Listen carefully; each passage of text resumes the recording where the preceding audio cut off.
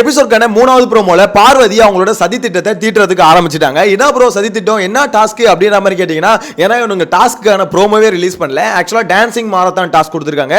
இந்த டாஸ்கா இவனுங்க ஒழுங்கான டாஸ்க்கே கேவலமா தான் ஆடுவானுங்க. இந்த டான்ஸ் டாஸ்க் எங்க இருந்து ஆட போறானுங்க அப்படின்ற மாதிரி கேட்டீங்கன்னா, இது பேர் தான் டான்சிங் மாரத்தான். ஆனா இதுல வந்து பாத்தீங்கன்னா வச்சிருக்க ட்விஸ்ட் வந்து ஏகப்பட்ட ட்விஸ்ட் வச்சிருக்காரு. ஆக்சுவலா பார்க்கும்போது உங்களுக்கு லிட்டரலா புரியாது என்னடா பண்றாங்க. ஒரு பக்கம் டைமை கால்குலேட் பண்றாங்க, ஒரு பக்கம் டான்ஸ் ஆட சொல்றாங்க, ஒரு பக்கம் காஸ்டியூம் வச்சிருக்காங்க.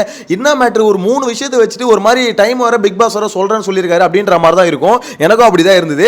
ஆக்சுவலா ரொம்ப நேரம் உத்து கவனிச்சதுக்கு அப்புறம் தான் தெரிஞ்சது, ஓ இதுதான் மேட்டர் அப்படின்ற மாதிரி. இந்த டாஸ்க்கை பொறுத்த வரைக்கும் டான்ஸ் ஆடுறது மேட்டர் கிடையாது. ஏன்னா டான்சிங் மாரத்தான் டாஸ்க் இவனுங்களுக்கு கொடுத்தா சொதப்பிடுவானுங்க அப்படின்றது அவருக்கும் கிளீனா தெரியும். ஏன்னா இவனுங்க காலையில மார்னிங் டாஸ்க்கு டான்ஸ் ஆடுவாங்க தெரியுமா, அது மார்னிங் டாஸ்க்ன்ற பாருங்க, மார்னிங் சாங்குக்கு. ஸோ அந்த இடத்துல டான்ஸ் ஆடும்போதே ஒருத்தனும் டான்ஸ் ஆட போறது இல்லை, ஒழுங்கு ஆடினது இல்லை. ஸோ அப்படி இருக்கும்போது இதுல ஒரு ஸ்டேஜ் போட்டு டான்ஸ் ஆடுன்னு சொன்னா அப்படியே ஆடி தள்ளிடுவாங்க பாருங்க.